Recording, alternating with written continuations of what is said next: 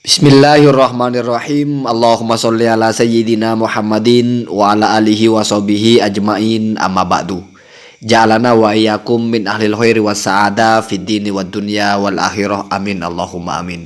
Kali ini saya akan merosting ya. Ya, bahasa saya merosting lah, membuat tanggapan kepada tulisan terbaru Kiai Haji Imaduddin tanggal 17 Mei ya. Karena cara membuat judulnya saja ini sudah ya kita anggap sebagai hal-hal yang humoris lah ya.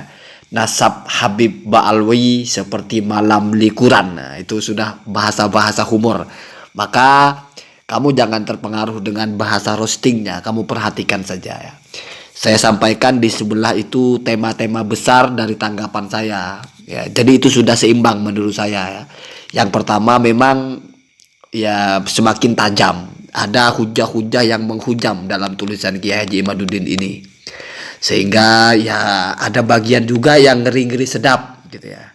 Ada juga yang ada pertentangan antara ucapan Kiai Haji Imaduddin bahkan dengan tulisan sebelumnya dengan apa yang beliau tulis kali ini ya. Secara garis besar ini kan berkaitan sekali dengan apa-apa yang pernah serius saya bahas, yaitu tentang Yusuf An-Nabhan, tentang juga Ibnu Hajar. Nah, walaupun Kiai Imaduddin ini tidak sedang menanggapi saya, tetapi saya merasa pernah menjelaskan konten bahwa Kiai Haji Imaduddin itu berselisih dengan Ibnu Hajar, berselisih dengan Yusuf An-Nabhan.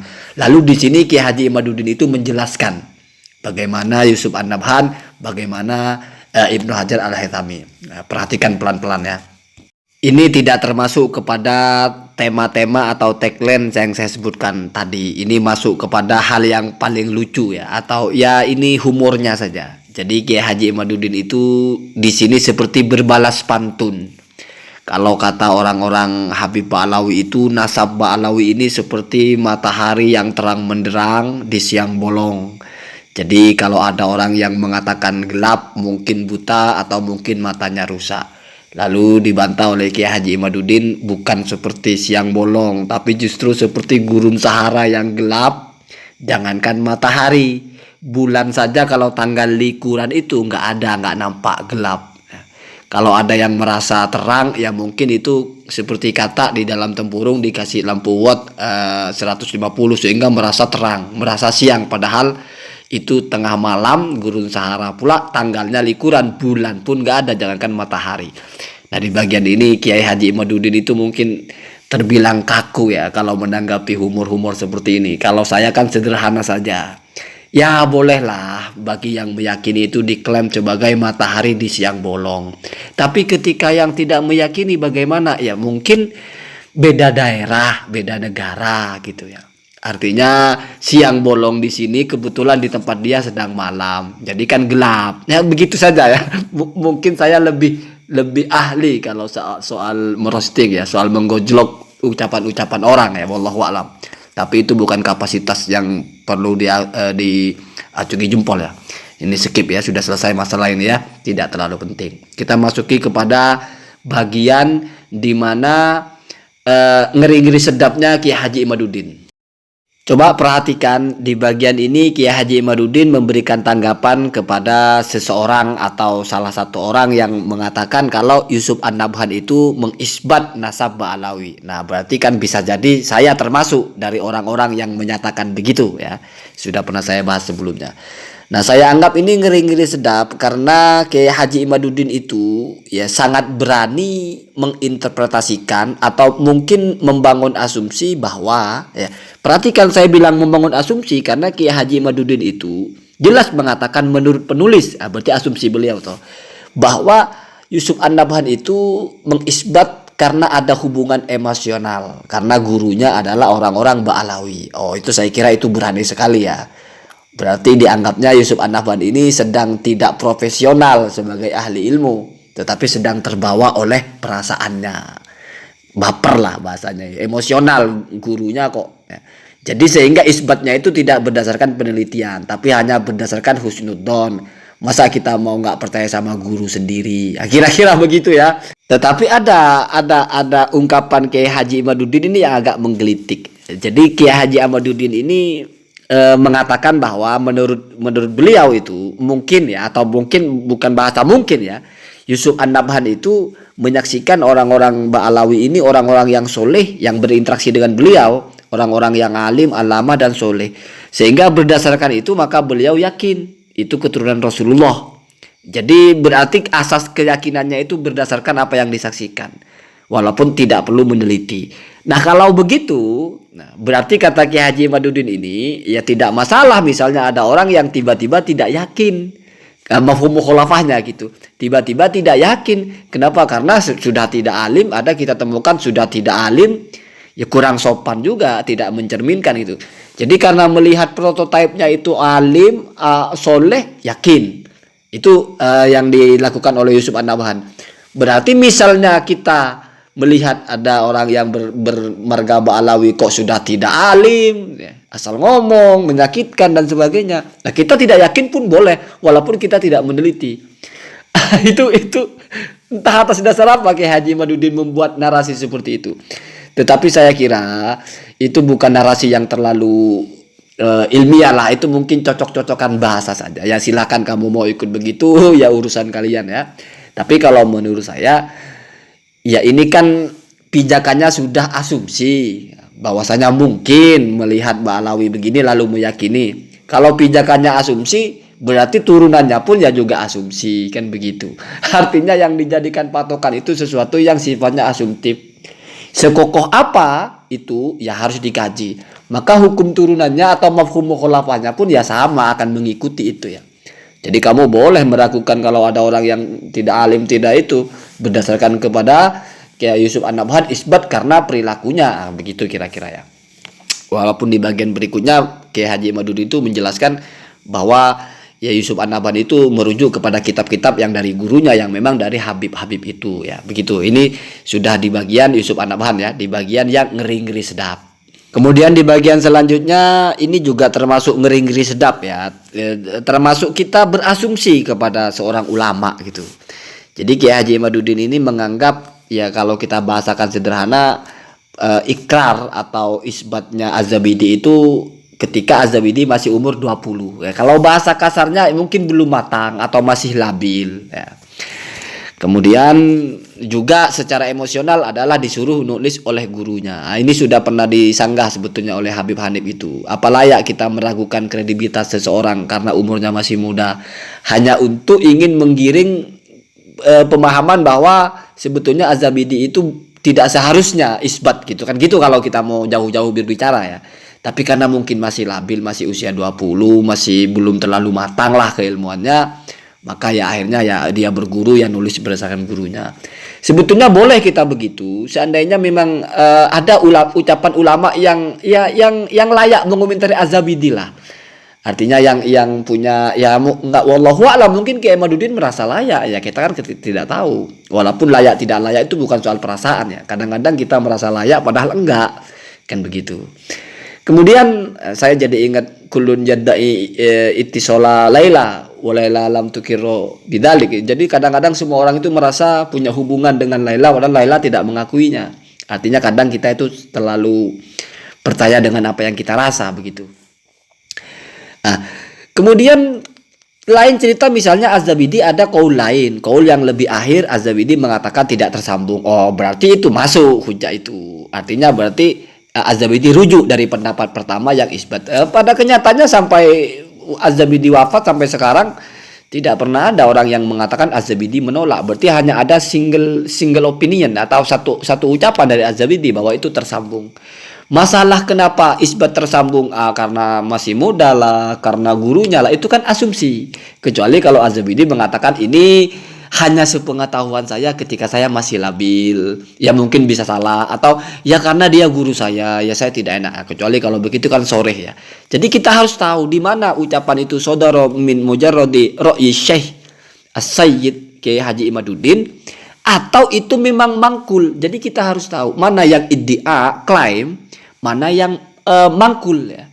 Mana yang ucapan Kiai Haji Imaduddin, mana yang menukil. Nah, ini kalau masalah usia 20, memang fakta usia 20-nya iya fakta. Kalaupun misalnya dianggap fakta atau mungkin ada ikhtilaf lah. Itu kan ada rujukannya di halaman berapa disebutkan usia 20. Tetapi lalu diinterpretasikan bahwa ada kaitannya usia 20 dengan kekuatan isbatnya itu, kekuatan ucapan mensohihkan nasab Alawi itu kan sudah dari Kiai Haji Imaduddin mengkait-kaitkan itu. Nah, jadi dianggap yang masih anak-anak gitulah, biasalah asal ngomong. Karena gitu kalau kita mau kasar-kasaran gitu ya. Tetapi Kiai Haji Imaduddin tidak sekasar itu. Hanya ada kemiripan berbahasanya ya. Ini sudah pernah dibahas ya. Sekarang masuk di bagian yang paling keren ya, yaitu yang saya menilai di sini Kiai Haji Imaduddin melakukan entah rujuk atau entah mungkin ikhtilaf atau ta'arud atau ta'akud fi nafsihi, dalam dirinya mungkin tidak sadar ya. Wallahu alam, kan kadang-kadang orang terlupa begitu. Tuh. Coba perhatikan di sini Kiai Haji Imaduddin lagi-lagi membawa tentang kitabnya Ibnu Hajar, As-Sabatnya Ibnu Hajar, yang di situ ada narasi bahwa Ba'alawi itu bersambung kepada Rasulullah. Tetapi kata Kiai Haji Imaduddin, ya, kamu fokus di bagian bawahnya itu, sebetulnya bukan Imam Ibnu Hajar Al-Haythami yang mengatakan tersambung. Tetapi Imam Ibnu Hajar Al-Haythami hanya mengutip ucapan gurunya, Al-Idrus kalau tidak salah. Di mana di situ ucapan gurunya, nasabnya dari jalur kulun min abihi, bapaknya an abi sampai kepada Rasulullah. Perhatikan, jadi di sini Kiai Haji Imaduddin mempertegas bahwa Ibnu Hajar tidak pernah mengatakan, tapi hanya menukil. Berarti posisinya Ibnu Hajar hanya nakil, bukan mudda'i. Bukan yang membangun teori, tapi hanya menukil. Itu versi Kiai Haji Imaduddin yang terbaru. Dan lagi-lagi ini juga sebetulnya digolongkan kepada, ya karena ada ikatan emosional ya. Masa gurunya gitu kita nggak percaya. Apalagi ini guru torikohnya ya. Ada istilah-istilahnya itu, Anda baca di situ apa istilahnya, guru torikohnya terus disebut nasabnya. Intinya hanya menukil, bukan yang mengisbat, begitu kan. Padahal di narasi sebelumnya ya, kita dengar ya, sudah pernah saya bahas, Kiai Haji Imaduddin itu di narasinya itu mengatakan bahwa memang Ibnu Hajar itu mengisbat atau menulis dalam kitabnya As-Sabat ya, bahwasanya nasab Alawi itu bersambung ke Rasulullah, bahwa Abdullah bin Ahmad Al-Muhajir ada. Tetapi Imam Ibnu Hajar lahir tahun berapa? Itu pertanyaan kan. Kemudian kita, itu pertanyaan itu bukan untuk dijawab, itu istifham ya, untuk mempertegas saja. Ibnu Hajar itu lahirnya tahun berapa, kan begitu, untuk mengokohkan bahwa kita bicara di abad yang jauh sebelum Ibnu Hajar, kok bawa kitabnya Ibnu Hajar, kan begitu. Berarti setidaknya kan sudah mengakui Ibnu Hajar mengatakan tersambung, kan begitu, kalau kita mau berpikir secara fair ya. Bahkan dipertegas penolakan Kiai Haji Imaduddin itu dengan mengatakan kita santri diperintahkan untuk mentelaah, bukan hanya membaca. Mentelaah itu berarti mengkaji isinya, membandingkan dengan yang lain. Nanti bisa, bila misalnya ada pertentangan, berarti kita mentarjih juga. Oh, ini berarti keliru. Berarti yang benar yang ulama yang sebelumnya, ini keliru. Kan begitu arahnya ya. Saya kira ini mudah difahami. Kalau kita tidak terlalu fanatik kepada siapapun, kita berpikir terbuka. Narasi-narasi seperti ini jangan karena muncul dari orang yang kita setuju lalu kita tidak mau memahami dengan cermat gitu.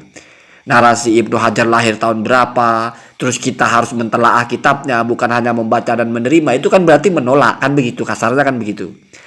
Bahkan kemudian di tempat lain mencoba memberikan ucapan bahwa Ibnu Hajar itu menukil atau mengisbat nasab itu karena menukil kepada kitabnya As-Sakron. Berarti dari dua sumber ini, sumber tulisan dan ucapan yang sebelumnya, sebetulnya Kiai Haji Imaduddin itu sudah tahu Ibnu Hajar itu mengisbat atau menyatakan sahih nasab itu, walaupun tidak secara narasi hada sahihun, tetapi mengakui nasab itu bersambung. Dan itu hanya adalah karena husnudzon, sudah dipertegas alasannya. Tetapi kenapa tiba-tiba ada pernyataan bahwa sebetulnya bukan Ibnu Hajar yang menyatakan, tapi hanya menukil. Nah sekarang untuk membenarkan, untuk memilih mana ucapan dan tulisan Kiai Haji Imaduddin ini yang lebih sesuai dengan fakta, apakah Ibnu Hajar hanya menukil atau Ibnu Hajar yang menyatakan lalu memperkokoh itu dengan nukilannya, atau berdasarkan nukilan Ibnu Hajar lalu Ibnu Hajar sendiri yang membangun teorinya bahwasanya itu adalah bersambung ke Rasulullah. Bagaimana caranya? Ya perhatikan tulisan yang kecil di atas itu kitabnya Ibnu Hajar, As-Sabatnya ya. Itu yang dinukil oleh banyak habib yang berhujah dengan Ibnu Hajar ya. Walanah timu, dan akan benar-benar saya pungkasi ya, atau kami pungkasi ya. Bitoriqatin jaliyatin ghaliyatil miqdari, dengan sebuah torikoh yang jelas ya, yang sangat mahal nilainya, ghaliyah al miqdar ya. Kemudian kenapa alasannya? Perhatikan, li'anna masyayikhoha, karena syaikh-syaikh dalam torikoh ini min awwalihim, dari pertamanya ya. Artinya dari orang yang pertama ya. Ila muntahahum, sampai bagian akhirnya, berarti sampai kepada kepada Imam Ibnu Hajar ini. Ini gurunya ya. Apa itu? Min ali al-bait, mereka adalah dari ahlu bait. Jadi sebelum Ibnu Hajar merilis ucapan gurunya, Ibnu Hajar sudah mempertegas bahwa saya akan pungkasi ini dengan torikoh yang jaliyah, yang ghayatul miqdar ya, ghaliyatul miqdar ya, mahal ya, derajatnya itu tinggi. Alasannya apa? Li'anna masyayikhoha, karena jalur-jalur syekh dalam torikoh ini min awwalihim ila muntahahum, dari pertama kalinya, puncak utamanya, sampai bagian terakhir, yaitu yang sampai kepada beliau ya, yang mengatakan sebagai syekh atau guru, syekhi berarti kan ke gurunya beliau. Min alil bait, adalah dari ahlu bait ya, adalah dari nasab Sayyidina Rasulullah. Kamu jangan berpolemik, jangan-jangan ahlu bait itu maksudnya adalah bukan secara nasab ya. Ya terserah kamu lah, kadang bulat sendiri kamu itu ya. Ini kan kita memahami siyak ya. Lalu kullun an abihi, semua itu dari jalur bapaknya, atau semua itu dari jalur gurunya dia itu, gurunya Ibnu Hajar itu. Baru menukil qala al-Qutb ya, berkata wali kutub ya, Abu Bakar al-Aidarus ya, Abu Bakar al-Aidarus ya. Kemudian di situ labistuha min abi. Nah, kemudiannya ke atas sampai abi sampai kepada Sayyidil Mursalin Nabi Muhammad Shallallahu Alaihi Wasallam. Ya, kalau kita boleh memohon semoga polemik ini bibarakati Sayyidil Mustafa itu segera selesai gitu ya. Kalau saya berpikirnya sebetulnya ya, asalkan kita tidak saling caci memaki, asalkan ini menjadi tetap perdebatan yang bisa difahami dengan kepala dingin. Tidak ada yang merasa dipojokkan, tidak ada yang merasa sedang ingin mengaku-ngaku, tapi ya dialektika keilmuan saja. Walaupun itu sangat sulit karena yang terlibat orang-orang yang memang ada kaitannya gitu. Seandainya yang berdebat adalah rektor kampus A, rektor kampus B, di mana keduanya bukan kiai, bukan habib, bukan apa, nggak ada kaitannya dengan nasab-nasab, kan enak menjadi teori mereka berdua saja berantem berdebat. Tapi kalau ini yang berdebat adalah Habib misalnya dengan Durya Wali Songo misalnya, ini kan sudah perang, akhirnya perang nasab ya. Kamu salah nasab kamu, ini nasab ini yang benar, oh nasab kamu yang salah. Waduh, sudah repot nanti itu ya. Bisa-bisa ini masuk kepada menang menjadi arang, kalah menjadi abu ya. Repot kalau begini ya.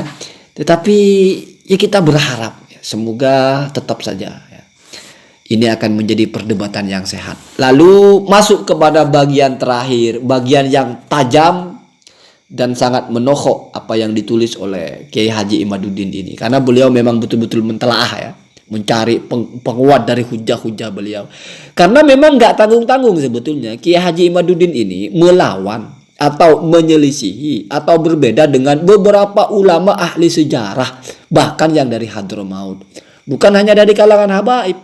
Kalau kamu membaca bagaimana yang mengisbat nasab Ba'alawi itu, di situ banyak sekali nama-nama ulama, walaupun memang tidak sesuai kriteria dari Kiai Haji Imaduddin, yaitu nasab zamannya yang mendekati. Tetapi setidaknya tetap masih terbuka pintu untuk mengkaji. Itu kan ulama, mereka ulama sejarah di Yaman, ulama nasab di Yaman.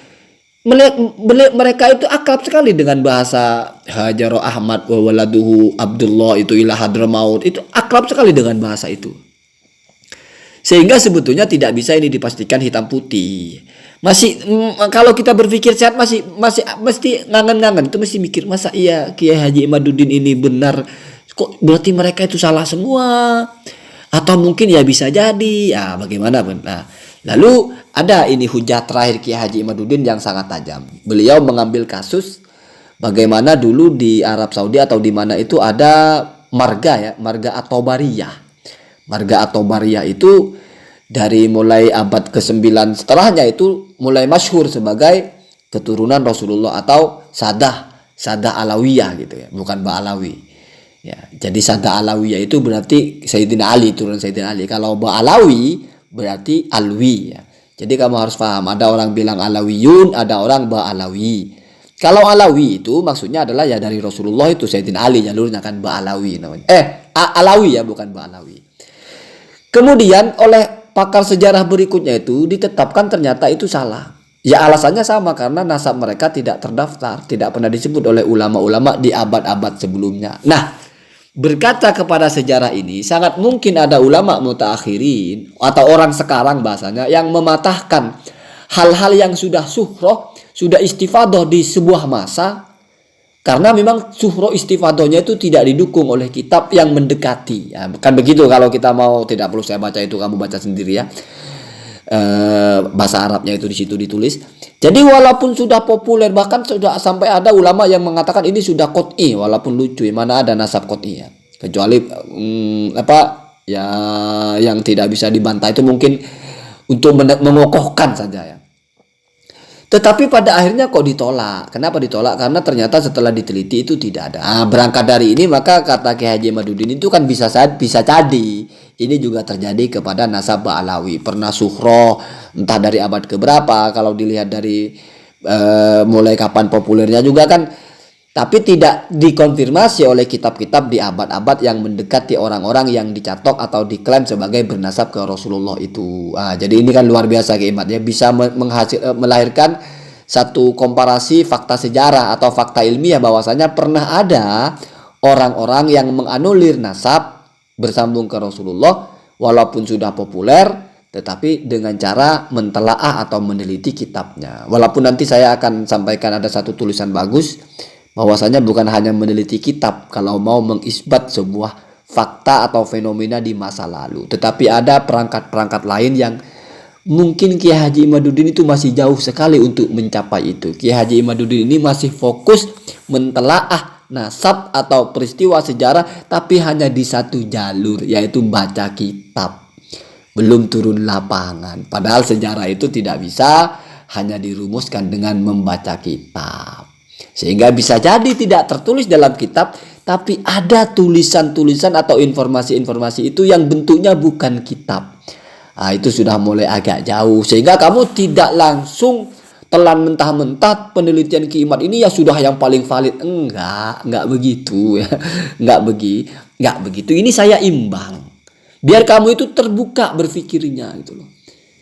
Kita kan tidak tahu pasti, kenapa kita bisa meyakini ini yang paling benar. Jadi kalau ada pembanding, ya kita angan-angan gitu ya, bisa juga ya. Masa ini benar satu yang lain salah semua? Ya kalau secara kitab yang lain pun memang tidak bisa menghadirkan kitab. Tapi jangan-jangan bukan hanya kitab. Kan begitu kalau kita mau berpikir terbuka. Tapi kalau sudah kolot, sudah pasti ini benar itu palsu ya, wallahu alam ya. Toh kita sendiri nanti yang akan menanggung apa yang kita kerjakan. Jadi ini di bagian akhir ini bagian yang paling tajam, temuan paling tajam yang disampaikan oleh Kiai Haji Imaduddin untuk mengokohkan bahwa bukan beliau menyendiri ketika mengatakan tidak ada kitab nasab yang mendaftarkan atau menulis itu berarti nasabnya terputus, tapi sudah pernah ada peristiwa bagaimana telaah kitab nasab yang lama itu dijadikan patokan. Kalau tidak ada di situ maka dianggap batil, la aslah bahasanya. Berarti ini sama dengan teori dalam hadis ada kemiripan gitu. La aslah itu sanadnya kalau tidak jelas ya. Tiba-tiba orang sekarang mengatakan kolah gitu, kolah Rasul ya. Dan kamu dengar kolah Rasul dari siapa? Fulan, oke, fulan. Nah, fulan ini ngaku dengar dari siapa? Putus. Waduh, kacau berarti. Oh, ternyata fulan ini mengatakan mendengar dari, misalnya fulan Mukidi. Oh, Mukidi ternyata mendengar dari Maman. Ditelaah Maman lahirnya tahun 500. Mukidi lahir tahun 700. Kepala lu bau menyan, orang tahun 700 mengatakan mendengar dari orang tahun 500. Bohong berarti Mukidi ini, nggak bisa dipercaya dia. Kalau dia hanya bilang dari berarti mu'an namanya. Tetapi berarti kan tidak mendengar langsung, itu dalam hadis itu masih ada persoalan. Cuma darinya itu kamu lewat jalur apa? Tidak mungkin toh mendengar langsung, kecuali si mama jadi pocong terus ngomong sama kamu, atau mungkin jalur mimpi. Nah, itulah pentingnya ilmu ya. Jadi transformasi atau transmisi berita, kalau sudah ada kitabnya enak, kita bisa mengatakan saya memastikan Al-Bukhari itu mengatakan begini. Kita baca hadisnya, tidak perlu ada an lagi, dari sudah ada kitabnya. Makanya dulu hadis itu ketika belum ada pencatatan, ya, maka kekuatannya itu di sanadnya, di orangnya. Kalau sudah ada pencatatan, ya, kamu sekarang sudah tinggal baca Sahih Muslim, ini sudah sahih dalam kitab Muslim. Sanadnya itu mesti kamu bisa pelajari, rijalnya itu dari siapa-siapa itu nanti terdaftar di kitab-kitab ulama hadis. Misalnya an fulan ini bagaimana kata Ibnu Hajar, sikoh, beritanya layak dipercaya, hadisnya bisa diterima. Ini siapa? Ini dari fulana atau siapa gitu ya. Nah, kalau mau bicara informasi yang dengan cara seperti itu tapi tidak memakai sanad, tidak memakai transmitter, ya lihat kitabnya.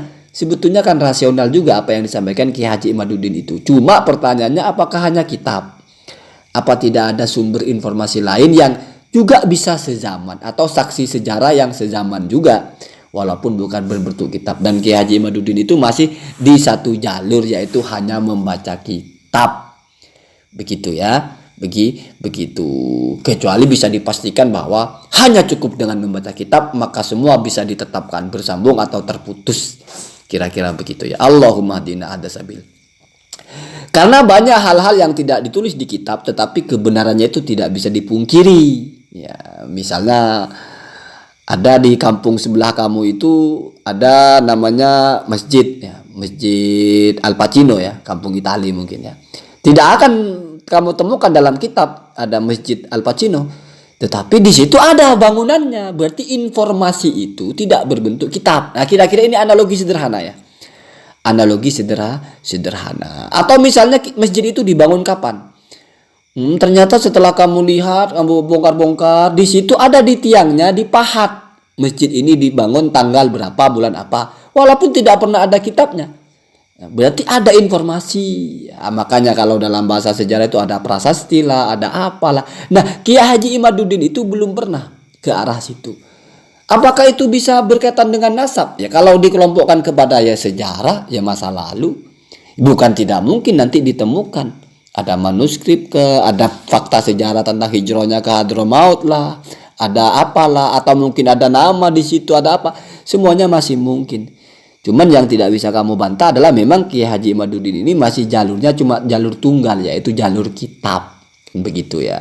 Sementara kita juga sepakat bahwa kebenaran masa lalu, peristiwa masa lalu itu tidak hanya bersumber kepada kitab. Ada yang sumbernya malah logika. Kamu anaknya Nabi Adam walaupun tidak pernah ada kitab yang menulis, ya tetap ya.